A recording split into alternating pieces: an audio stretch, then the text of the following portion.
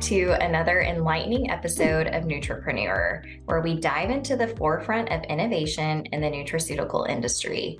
I'm your host, Bethany Jolly. Today, we are honored to have Alexandra Tan, a true expert in clean label and allergen-free ingredient labeling. Alex serves as the director of One Stop Compliance. Her extensive experience in the food manufacturing industry and her commitment to quality have made her a trailblazer in this field. So thank you so much, Alex, for joining us today. Well, thank you so much for having me, Bethany. It's a pleasure to be here and share my journey and experience with your listeners. Yes, we're so excited. So first, let's just dive into your journey and your expertise. So if you could just share with our listeners really your journey in the food manufacturing industry that really led you into specializing in this kind of unique piece of the clean label, allergen-free, and sensitizing ingredient labeling.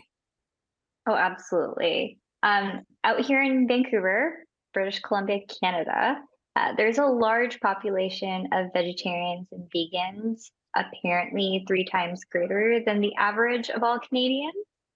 So restaurants, bakeries, businesses were popping up with meat-free and dairy-free options, and really fueled by the plant-based movement.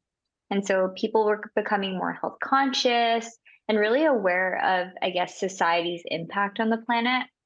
So at the time, I was fresh out of school and I was working for a lab, extracting and testing various matrices for food residues. So food residues can be anything from uh, pesticides, hormones, really like embedded in the food, or even antibiotics, right? This was subcontracted work to the lab from the government. Um, Matrices for, coffee, oats, honey, rice, even to animal organs and even urine samples from Wow. animals. Yeah. And so, as I was working, I was constantly wondering, okay, which of these samples are going to fail? And how would this impact the food industry in North America? That's really when I started to shift my focus towards food manufacturing in that quality and regulatory space, starting off just to get the lay of the land.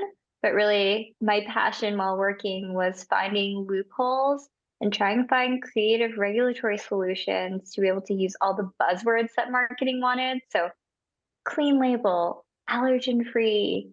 When we discuss the difference between allergen free and sensitizing ingredients, I think for us food industry professionals, allergen free is just what the government mandates, and then sensitizing ingredients are for the 0.1% who's allergic to mangoes or bananas, for example. And that's how I ended up here where I am today.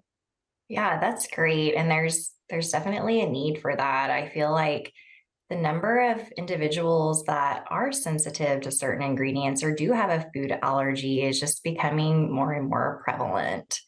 And I think we're just in a world now where consumers are just, more aware and more concerned about what they're putting into their bodies. And so, how does one ensure that the products are not only meeting high quality standards, but are also adhering to clean label principles? Man, I think at the end of the day, everyone just wants to know what they're eating. I think there's a lot of misinformation out there, and it can be really difficult to navigate. I think if you're a beginner on this journey, to make things easy, definitely opt for minimally processed or natural ingredients in ingredient lists. Constantly ask questions about ingredients and do not fear the ones that you do not recognize. This does not mean that ingredients with complex chemical names or unrecognizable ingredients are bad for you. Um, I think it's tough. I think the government does need to intervene and really work on transparency in ingredient labeling, because there aren't any thresholds, right? So if you are super sensitive to, let's say, mangoes, and you don't see, actually, for example, natural flavors, it's such a vague term. And Mhm. if you are allergic to mangoes, for example, that there could be a mango ingredient in there. And so it makes it really hard for people with, allergies or sensitivities to be able to navigate the food industry, I guess, or buying food for themselves. Yes, that is so true. I mean, sometimes it can be overwhelming when looking at food labels because there are those big words that you may not understand or the vague ingredients, like you said, the natural flavors. And, I think just having educational resources out there is really important. And so consumers just kind of have to do their due diligence when learning what they can and can't eat or learning more about those vague ingredients. And just, the Yeah. nutraceutical companies out there are trying to meet all of these compliance and safety standards. There's just so many rules and regulations that vary from country to country. And so, could you shed some light on how one stop compliance and your role contribute to helping companies navigate all of these complex requirements? Yeah. So I guess a lot of the companies that I work with struggle with compliance and safety, mainly because they weren't aware of all these requirements before launching their business.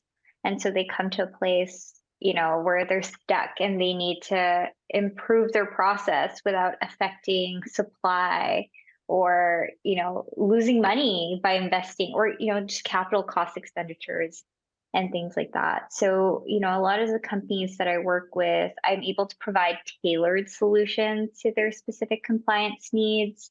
The two important questions I always ask are, what is your ultimate goal and what is your immediate priority? I feel like we could go on forever. There's just, to your point, so much in compliance and safety standards, and there's so many commodities out there.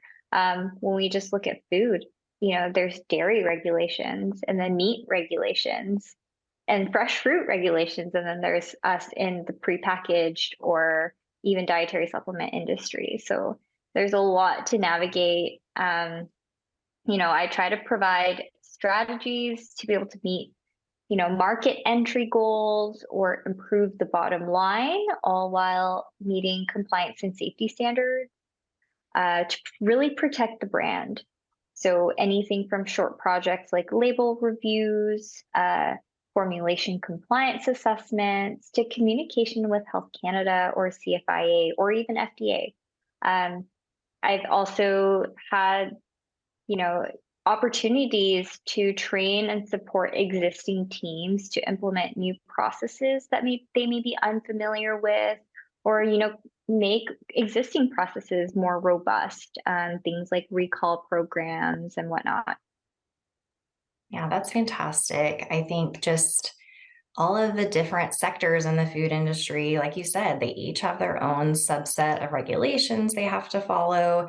I think new and upcoming brands really need assistance just diving into those regulations and making sure they're complying. And then the existing brands have to stay up to date as the regulations evolve and change. And so I think it's great that, you have your team that can provide those resources and really help them with that. Yeah, just to add on to that as well, I think as a consumer, it can be really hard to understand who's compliant, who's not compliant. And it's not like someone can just put on packaging that we're compliant because it doesn't really mean Exactly. anything. And, us being in the food industry, there's so many different types of certifications as well. And each certification has different standards. So as a consumer, if you don't know the brand, it can be really hard to understand like how strict those quality standards are, or I mean, there's always basic requirements, but I feel like the bigger brands definitely have to go above and beyond. Their quality programs just have to be more robust because they can't afford an error out there in industry. This episode is brought to you by NutraPayments.com. If your business needs credit card processing that fully integrates with most major Nutra software platforms, offers the lowest industry prices, and has built-in features like recurring billing, $0 trials, and chargeback prevention, then visit us at NutraPayments.com for a free online quote. I want to kind of move into innovation and compliance in supplements and just the food industry overall. And, this industry is just really evolving quite rapidly. And there's new ingredients and new formulations that are constantly emerging. So, how do you stay ahead of the curve in terms of ingredient labeling and compliance? So I think the government does a really good job of, you know, putting the news out there, and you can subscribe to this news from the government. But on to that as well, they're subscribing to industry news, like Food Navigator is a really good one.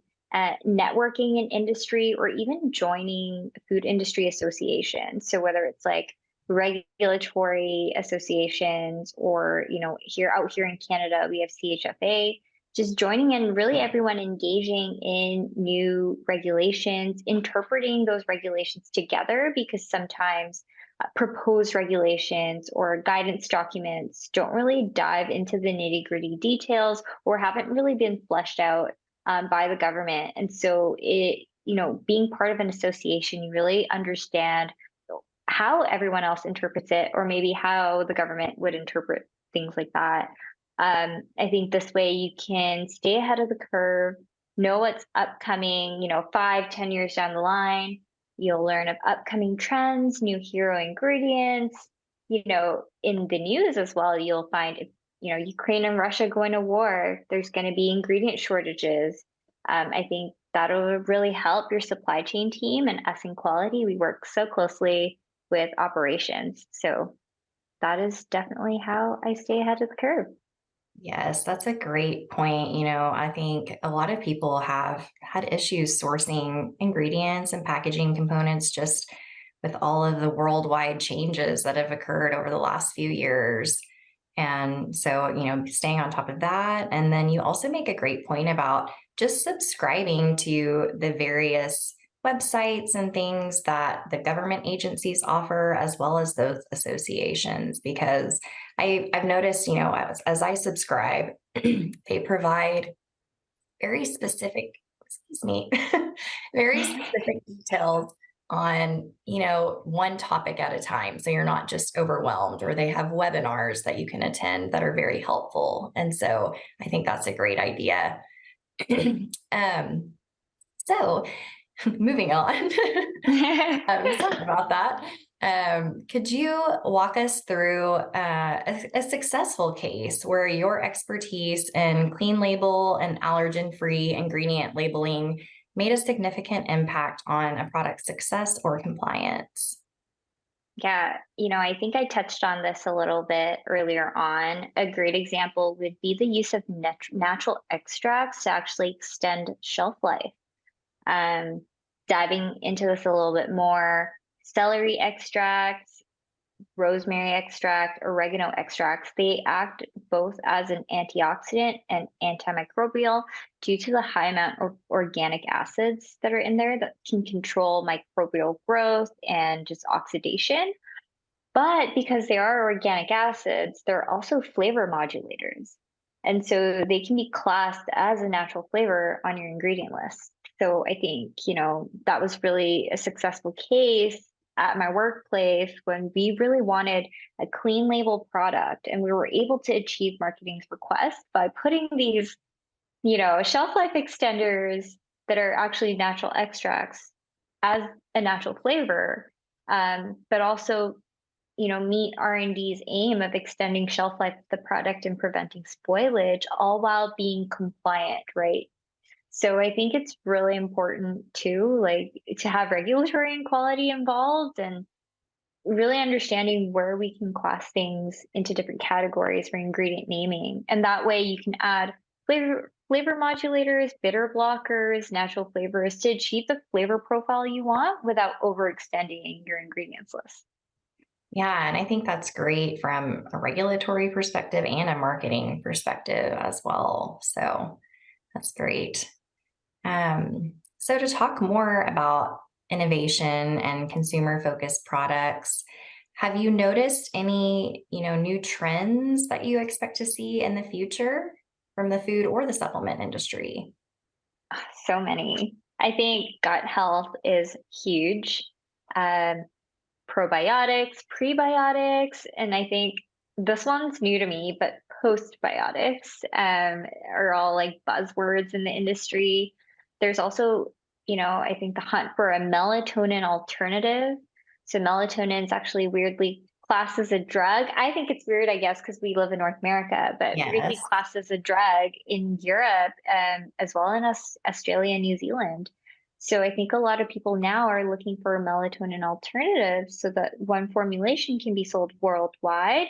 But also, I think there's just a lot of, noise out there now that melatonin in excess amounts may not be the healthiest for you. Other than that, functional foods and beverages, I think those are huge. So, new and fun ways of taking your supplements. I've seen, protein chocolate. I've seen beverages now, little shots like in glass containers, or even tea and even gummies. I feel like there's a lot of people moving away from tablets and capsules and soft gels towards gummies. So that's a really big one. I think sugar free is also really massive. Low sugar for the better for you movement, as people are, more health conscious nowadays, as well as meat and dairy, like vegan options, as people are more aware of their impact on our planet. I've noticed quite a few of those things actually just in my last few trips to the grocery store. It seems like they're trying to find new ways to add protein to things. Just the other day, I saw chips that were made out of chicken and egg whites. And that was Oh, interesting. And I had to buy some yeah. just to try it. They were How actually was it? pretty good. And then I agree on Yeah. the gummies. I know my family prefers gummies over, tablets or soft gels just because it tastes better. It's a little bit more enjoyable if you're going to have to take a supplement. So that's definitely an increasing trend. Yeah, I think another one is also convenience. Yeah, Everyone wants this like on the go. I think that's huge. And like, maybe not part of the food industry, but does impact us quite a bit is actually reducing plastic use. So I've actually seen quite a lot of products come in like almost like a wax paper or paper packaging, or just even like smaller twist caps and just less plastic overall. So it's really nice to see the industry move towards sustainability as well. yes, it's fantastic. I love seeing that. And for any, new entrepreneurs that are just now entering into this nutraceutical space and looking to maintain those high compliance standards, what advice would you offer, especially, with your food safety background and your training? Yeah, I think invest in quality. I It may seem like an expensive initial cost, but I think it is crucial for the continued success of any business. I think it's proven higher returns on your investment for any given market share. With fewer defects, you'll have, lower manufacturing costs and service costs because you'll have lower product returns or the need to destroy damaged goods. And I think the reliability that, a high quality product really builds the brand and really ensures profitability. So I think really including quality early on can really, grow the business exponentially. That's such great advice. I think more brands need to realize if they initially prioritize quality and safety and follow the regulations, they're setting themselves up for success right from the start. Absolutely. Yes. So, do you have any new exciting projects or initiatives that are on the horizon at One Stop Compliance? I guess a lot of nothing exciting, but I think as the industry is actually moving away from HACCP to more Harp C. So the difference between that is really HACCP with preventative controls, which really aim to decrease the chance of error. And so a lot of people have asked me, this is where I said, like, in industry, I can really help companies who have existing processes like a HACCP program. How do I upgrade this to a HARP-C program? And the difference is really that preventative controls um, manage and reduce the chance of error, whereas a prerequisite program, which is part of a HACCP program, shows that the hazards are unlikely to occur. So I think that's a really big one. That was part of the FSMA and FSVP requirement in the US. So for a lot of importers, that was a new requirement that they had to adhere to. That's been really exciting for me. Yeah, I know. It's exciting for me. It might sound boring to others, but I I do forget think about it's that. important, that we're taking extra steps to make sure that we're qualifying vendors and we're preventing risks because we're all consuming food every day. We want to make sure it's safe for all of us. So it's so Exactly. important.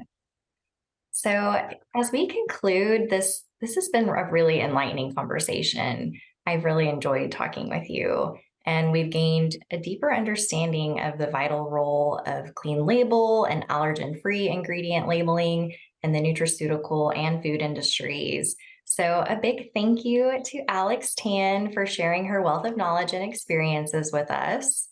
And for our listeners that are interested in exploring more about about one-stop compliance and speaking with Alex, we'll provide all of the links in the show notes. And don't forget to subscribe, share your thoughts with us, and join us in celebrating the ever-evolving world of nutraceutical innovations on social media. Until our next episode, stay informed and stay inspired.